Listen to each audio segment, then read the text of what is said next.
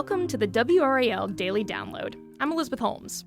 New data from the North Carolina Department of Public Instruction shows students' test scores are still not up to pre-pandemic levels across nearly all subjects and grade levels. But there's some positive news. Test scores are on the rise, and in some cases, students are making gains.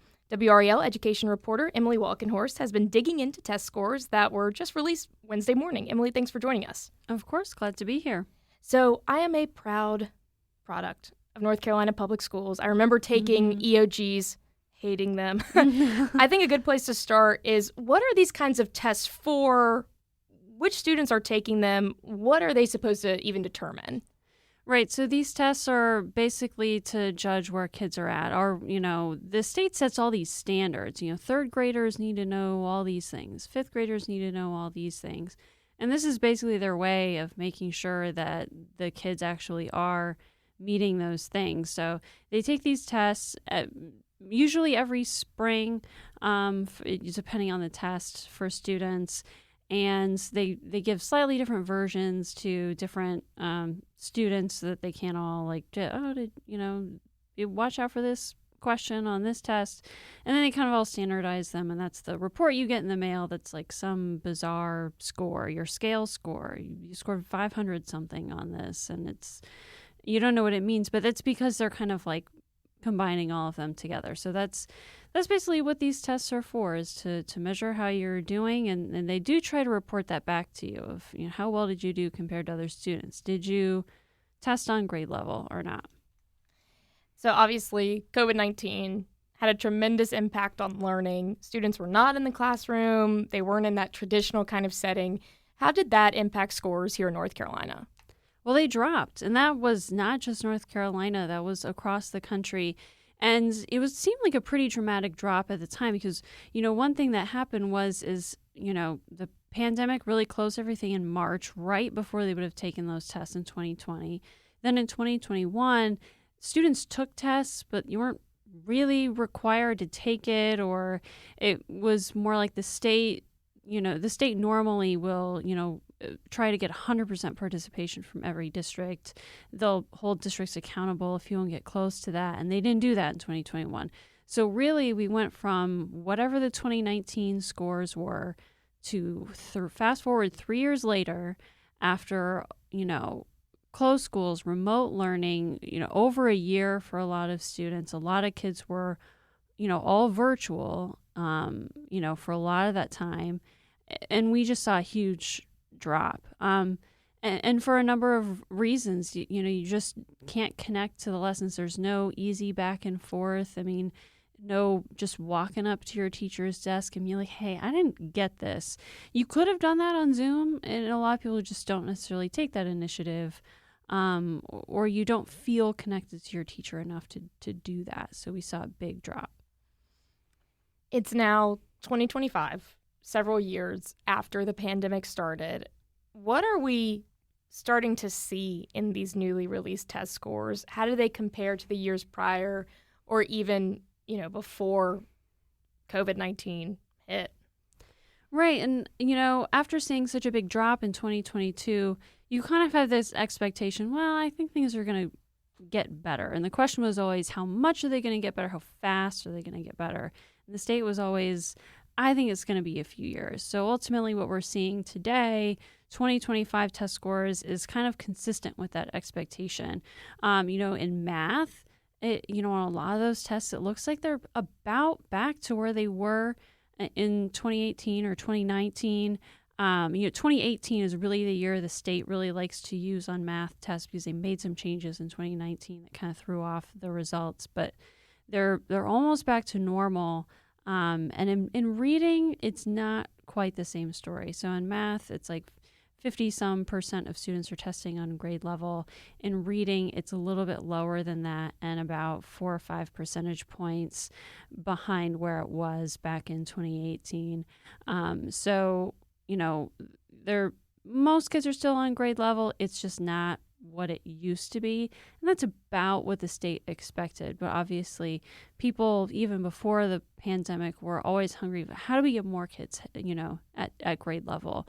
Especially if it was your kid who was struggling in that subject. We'll be right back.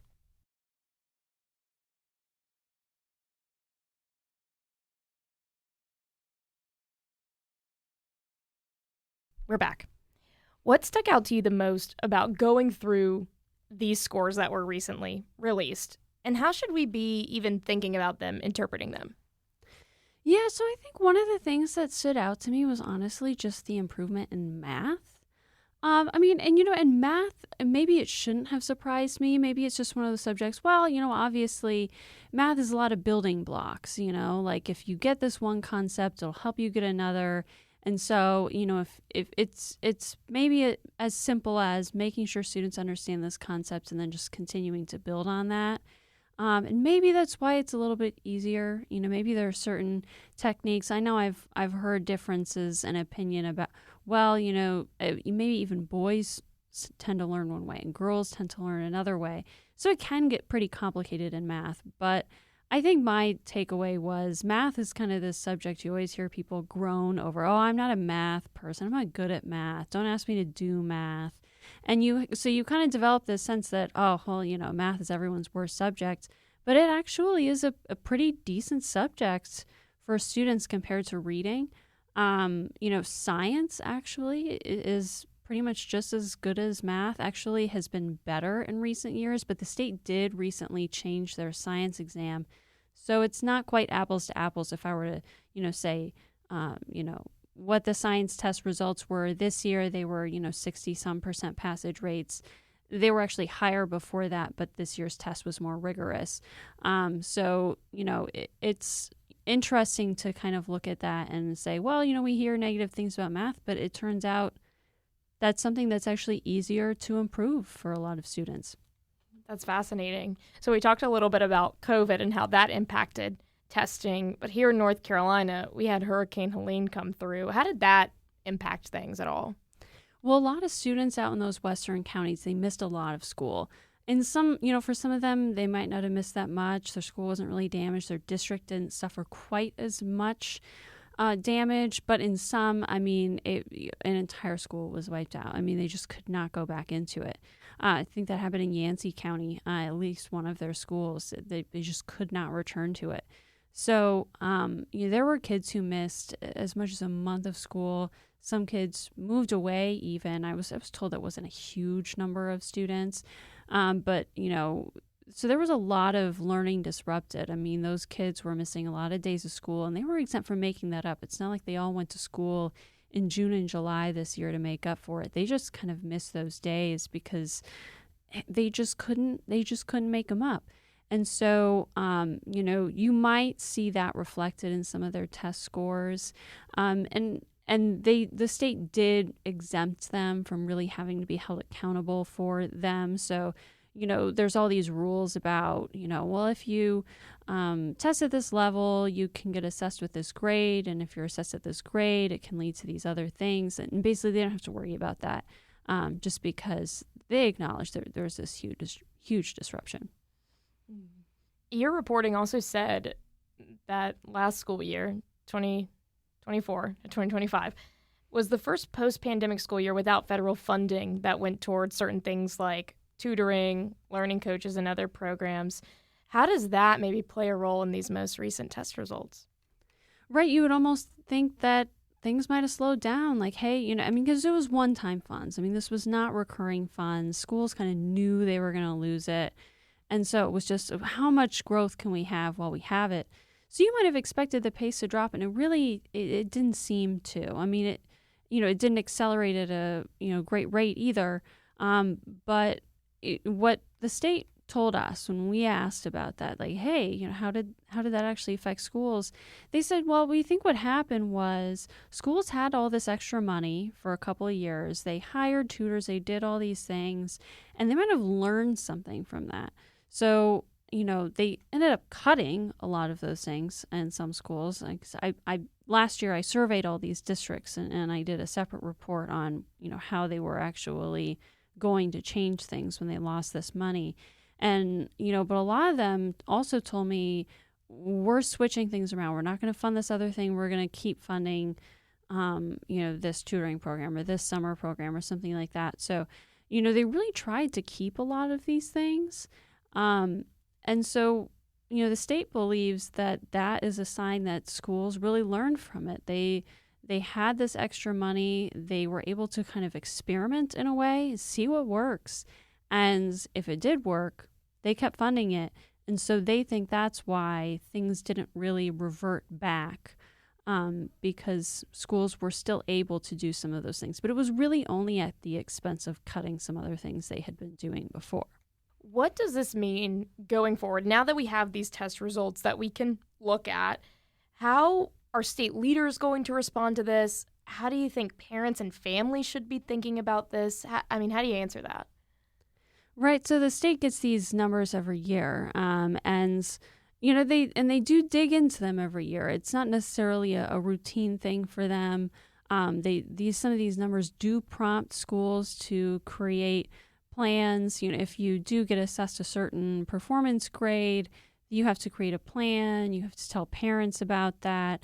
So there is always some kind of movement. The state said, we do want to do more on reading. We have this new reading instruction. We need to make sure everything that we do at the state level is really aligns with that. And they said they think there's some work still left to do on that. They didn't get into specifics, but they said there are some things that they're still doing at the state level that could benefit from being more aligned with how the state teaches reading now. So they are, taking note of these results, but a lot of the things they're doing is just kind of like this constant evaluation and kind of this constant direction they're always trying to go in, because when they look at these test results, they don't see them in a vacuum of this 1 year. They're always kind of putting them in the context of a few years or several years. And so they kind of always have kind of an idea of where to go next, even before the scores come out. And for parents, if they can look at their school's test scores overall, how do you think they should be responding to this? If they're seeing that maybe it's a 50%, passage rate for their school, their grade that their child is in, how do you think they should be responding to this? Right. I think they should definitely look at their own child's individual report as kind of a starting point. How well is my child doing? They might find out that their child maybe is an outlier. Their child is doing a lot better, or maybe is doing worse than their peers at their particular school. So you can see some of that in your individual report. There'll be a percentile ranking, and you can kind of use that. Put that in the broader context of what you can see online on our website about how your school has been doing over the years. And then just, talk to your teacher, figure out, what direction your school is headed. Schools are always saying, and state leaders are always saying, parents need to be more involved. If you are interested in this, schools always want parents to be more involved and providing feedback. So it sounds like ask questions, and there is a way that they can see county by county, school by school on our website. Do you want to tell us a little bit more about that? Yeah, so it's on WRAL.com. It's the headline starts with "Look It Up." So if you search that, we've used that in past years too. So just make sure you click on the most recent year, and if you scroll down just a little bit on that page, this works better on desktop just because it's a wide table, so it's not as easy to look at on your phone. You just search your school in this table and it'll pop up. And one thing to remember is it's like 7 years of data. So if your school has changed its name, you're going to want to maybe use the old name. If you don't see the new name of your school popping up, check the old name because it might be in there under that. And you can see the proficiency rates in reading, in math, or if it's a high school, biology, English 2, maybe math 3, and you can see what percentage of students were testing on grade level in each of those subjects going back to 2018 and then all the way to 2025. We left out a couple of years in the middle when they didn't do tests, and then also to save a little bit of space in viewing it on the website. But you should be able to see at least 5 years in there. I saw that there's, I think, over 200 pages to flip through. It's like 237, yep. I think. Yeah, and I think there's 20 on a page. Yeah, so there are thousands of schools, and then there's at least 2 tests for each school. So it gets into a lot. We did leave out science this year because they changed their tests. So it's shorter than last year. Well, I'm sure that was very hard to put together. So thank you for doing that. Yeah, of course. And also thanks for joining me here today. I really appreciate it.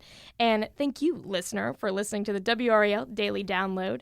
If you have listened to this podcast on WRAL or the WRAL News app, you can also find it in Apple Podcasts, Spotify, or anywhere you listen to podcasts. Follow the show so you don't miss an episode.